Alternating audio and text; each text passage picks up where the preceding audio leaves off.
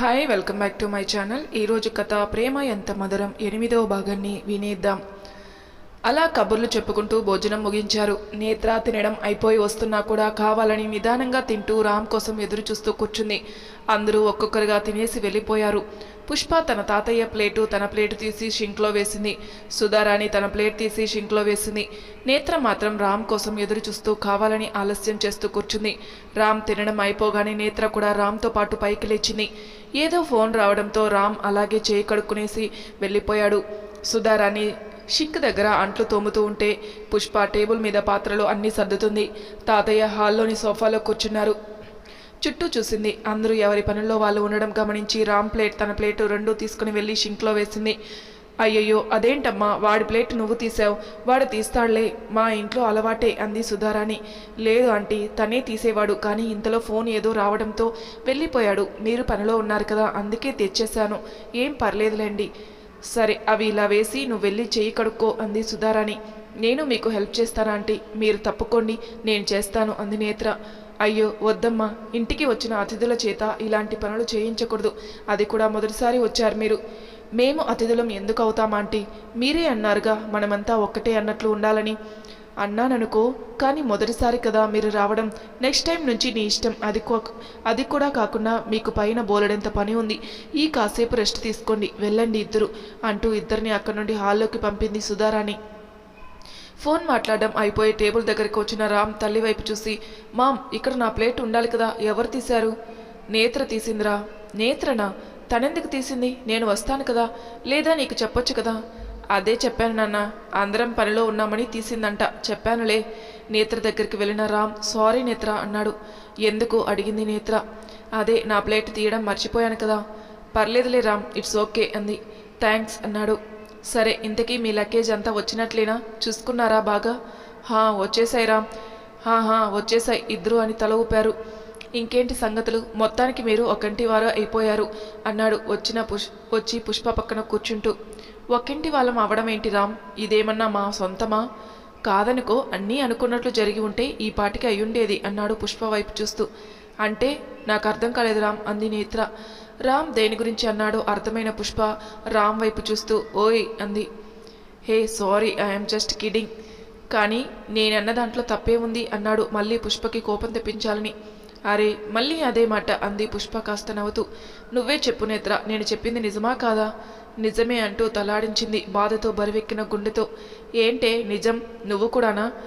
నిజాన్ని ఎవరైనా నిజమని అంటారు, అబద్ధమని అనరు అన్నాడు రామ్. అయినా అది ఇప్పుడు జరగలేదు కదా, ఊహల పక్కన పెట్టి వాస్తవంలోకి రండి సార్ ఇప్పుడైనా అంది పుష్ప. రామ్ ఏదో మాట్లాడబోతుండగా అమ్మా పుష్ప, నేను పైకి వెళ్ళి కాసేపు పడుకుంటాను అన్నాడు పరందామయ్య. సరే తాతయ్య అంది పుష్ప. అయ్యో బాబాయ్ గారు, మీరు ఇక్కడే రెస్ట్ తీసుకోండి, పర్లేదు అంది సుధారాణి పరుగున వంటింట్లో నుండి వచ్చి. పర్లేదు అమ్మాయి, పైకి వెళ్తాను. అలా అని కాదు బాబాయ్, పైన ఇంకా ఎక్కడి సామాన్లు అక్కడే ఉన్నాయి కదా, మీరు ఇక్కడే రామ్ గదిలో పడుకోండి, ఈలోగా మేము పైనంతా సర్దేస్తాం, మీకు ప్రశాంతంగా ఉంటుంది అంది సుధా. అవును తాతయ్య, ఆంటీ చెప్పింది నిజమే, మీరు ఇక్కడే విశ్రాంతి తీసుకోండి, మేము సర్దనం అయిపోగానే మిమ్మల్ని పైకి తీసుకుని వెళ్తాం అంది పుష్ప. అలాగే తల్లి, నీ ఇష్టం అంటూ పైకి లేచాడు పరందామయ్య. తాతగారు పైకి లేవడానికి చెయ్యి అందించాడు రామ్.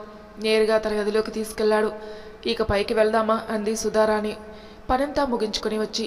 అలాగే ఆంటీ, అయినా మీకెందుకు శ్రమ, ఇప్పటికే చాలా సహాయం చేశారు అంది నేత్ర. అమ్మాయిలు, మీకు ముందే చెప్పాను ఇలాంటివి నా దగ్గర వద్దు అని, ఇదే ఆఖరిసారి చెప్తున్నా, ఇక మీదట ఇలాంటివి చేస్తే మిమ్మల్ని బయటికి పంపించేస్తాను అంది సీరియస్గా చూస్తూ. ఇద్దరూ సైలెంట్ అయిపోయారు. ఏంటి భయపడ్డారా? పదండి వెళ్దాం అంది నవ్వుతూ. ఆంటీ మీకు ఒకటి చెప్తాను, ఏమీ అనుకోరుగా అడిగింది నేత్ర. ఏంటి నేత్ర అది, చెప్పు. మీరు ఇంకెప్పుడు అలా సీరియస్గా ఉండకండి ఆంటీ, చాలా భయంగా ఉంది అంది నేత్ర. సుధారాణి నవ్వింది. నిజం ఆంటీ, ఒక్క క్షణం భయపడిపోయాం, ఉన్నట్లుండి మీరు అలా అనేసరికి అంది పుష్ప. అయ్యో సారీరా, మరేం చేయాలి, మీరు ఊరికే అలా పరాయి వాళ్ళలాగా మాట్లాడుతుంటే. నువ్వు అంత గట్టిగా వార్నింగ్ ఇచ్చిన తర్వాత కూడా అలా మాట్లాడే ధైర్యం ఉందా వీళ్ళకి అన్నాడు రామ్ అప్పుడే వెనక నుండి వస్తూ. అస్సలు లేదు అన్నారు ఇద్దరు నవ్వుతూ. అందరూ నవ్వుతూ పైకి వెళ్ళారు. వాళ్ళ వెనకే వెళ్తున్న రామ్ని చూసిన సుధా, హలో మిస్టర్ రామ్, తమరెక్కడికి? పైకి అన్నాడు. అదే ఎందుకు? మీకు హెల్ప్ చేయడానికి. అవసరం లేదు, మేము ముగ్గురం సరిపోతాం. అంతేనా? అంతే అంటూ లోపలికి వెళ్ళమని సైగ చేసింది సుధా. నువ్వైనా చెప్పు పుష్ప అడిగాడు రామ్ పుష్ప వైపు చూస్తూ. ఆంటీ అని ఒక్క క్షణం ఆగి, మీరు నిజం చెప్పారు, మన ముగ్గురం చాలు, నువ్వు ఇంట్లోకి వెళ్ళి తాతయ్యకి తోడుగా ఉండు అంది నవ్వుతూ. నేత్ర నేత్ర అంటూ నేత్ర వైపు చూశాడు.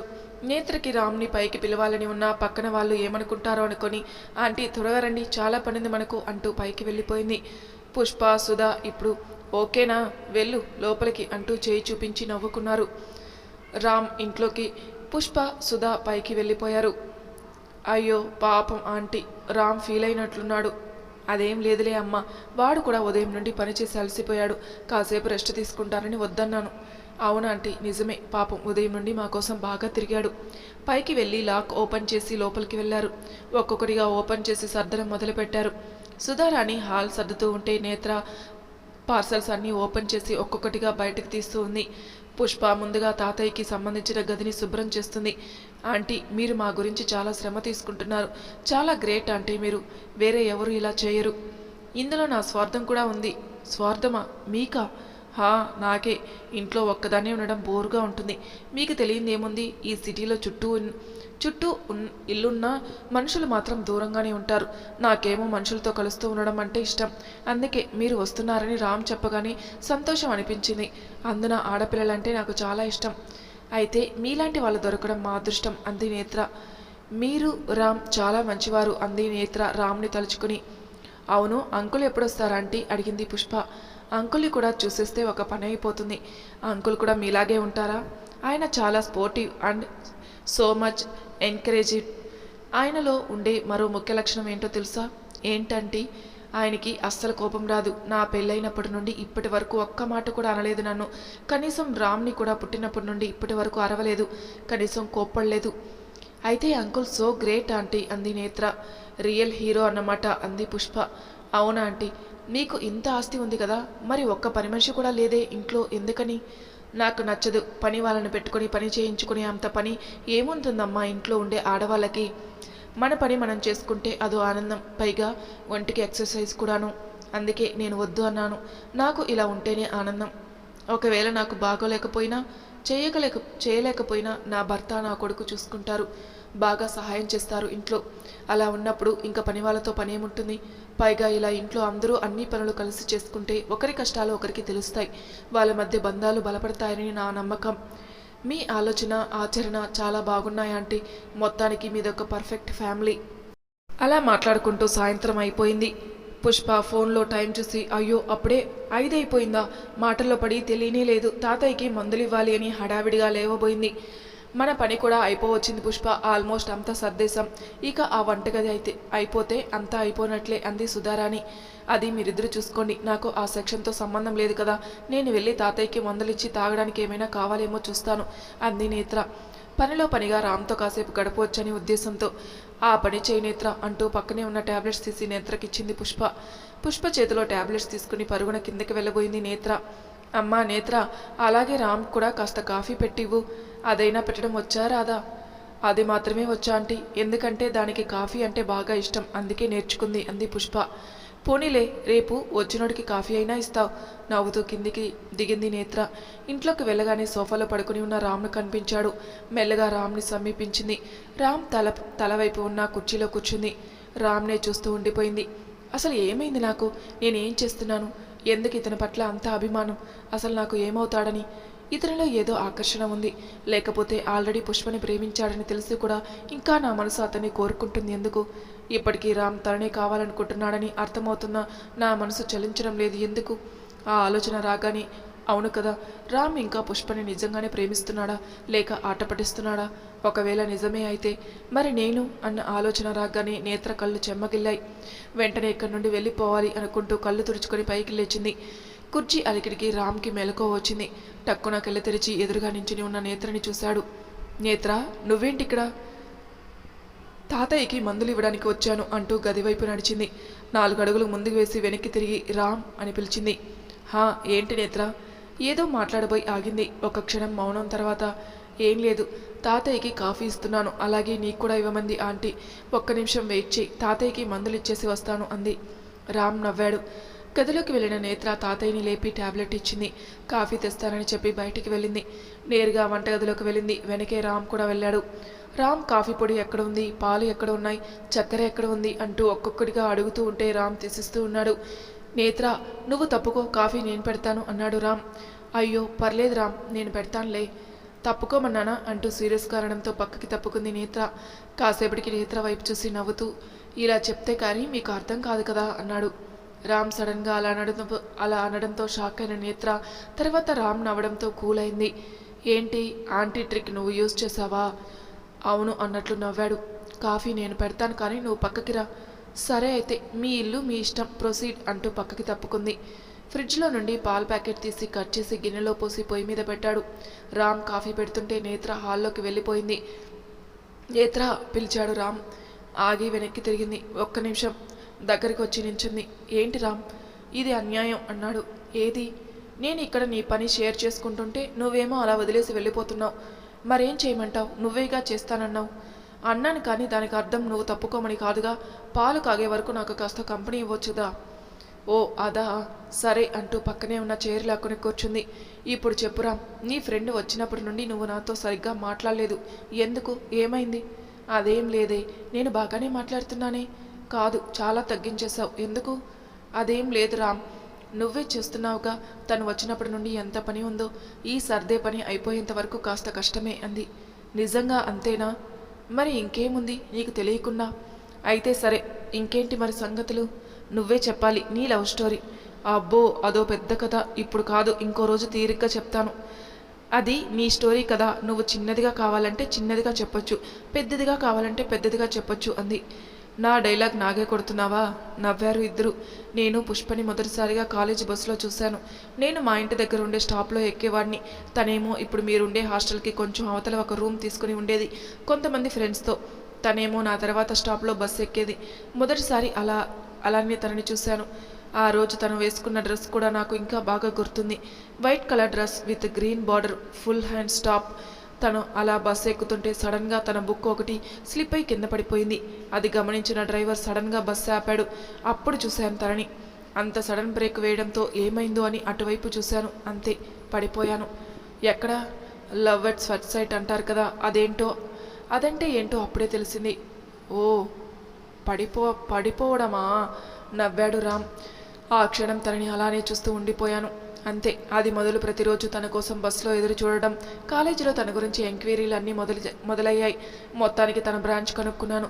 ఆ తర్వాత మా ఇద్దరికి కామన్గా ఎలక్ట్రానిక్ క్లాస్ ఉండేది. ఆ పీరియడ్ మాత్రం 2 గ్రూప్స్కి కలిపి క్లాస్ చెప్పేవాళ్ళు. అప్పుడు అలా తన క్లాస్లో చాలామంది నాకు పరిచయం అయ్యారు.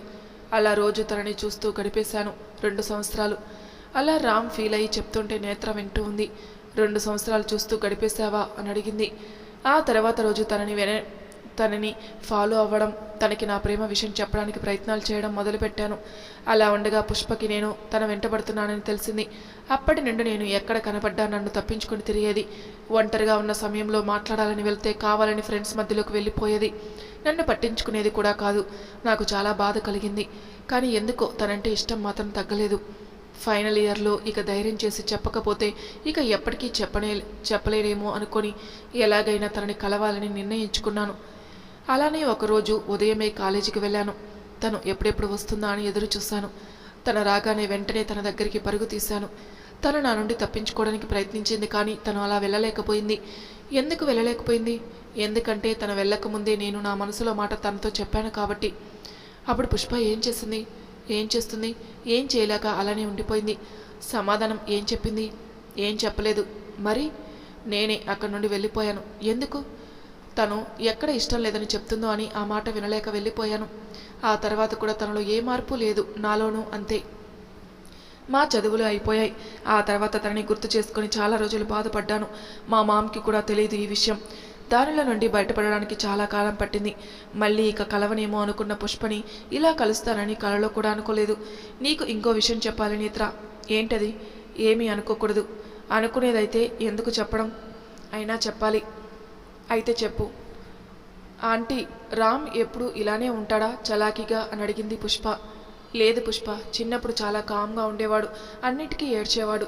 ఎవరితో అంత త్వరగా కలిసేవాడు కాదు. బాగా సెంటిమెంట్గా ఉండేవాడు. తనకు నచ్చిన వాళ్ళకి కానీ వస్తువు కానీ ఏమైనా అయితే తట్టుకోలేకపోయాడు. ఆ విషయంలో నేను అంకుల్ చాలా బాధపడేవాళ్ళం. ఇలా ఉంటే భవిష్యత్తులో చాలా కష్టపడతాడేమో అని. కానీ ఎప్పుడైతే చదువు పూర్తయిందో అప్పటి నుండి ఇలా తయారయ్యాడు. ఈ మార్పు ఎలా వచ్చిందో తెలియదు, కానీ మాకు బాగా నచ్చాడు ఇప్పుడు. అందుకే ఏమీ అడగలేదు. అంటే ఇప్పుడు సెంటిమెంట్స్ లేవా? అలా అని కాదు, ఎప్పుడు ఎలా రియాక్ట్ అవ్వాలో తెలుసుకున్నాడు. మేబీ వాడికి ఆ మెచ్యూరిటీ ఇప్పటికి వచ్చిందేమో. అయిండొచ్చు ఆంటీ, దానికి ఏదైనా కారణం కూడా ఉండి ఉండొచ్చు. ఏ దేవతో దేవుడో వాడిలోకి దూరి ఇలా జ్ఞానోదయం కలిగించారేమో అంది సుధా. ఇద్దరూ నవ్వారు. ఇంతలో నేత్రకి ఫోన్ రావడంతో పుష్ప నేత్రని పిలుస్తూ కిందికి వెళ్ళింది. అది ఏంటంటే నేత్ర, రామ్ ఏదో చెప్పబోతుండగా పుష్ప రావడం గమనించిన ఇద్దరూ కామ్గా ఉండిపోయారు. మరి తర్వాయి భాగంలో ఏం జరుగుతుందో నెక్స్ట్ ఎపిసోడ్లో తెలుసుకుందాం. అంతవరకు నా ఛానల్ని సబ్స్క్రైబ్ చేయని వాళ్ళు ప్లీజ్ సబ్స్క్రైబ్ చేసుకోండి. లైక్ చేసి షేర్ చేయండి. మీ అభిప్రాయాలు నాకు కామెంట్ రూపంలో తెలియజేయండి. Thank you for listening.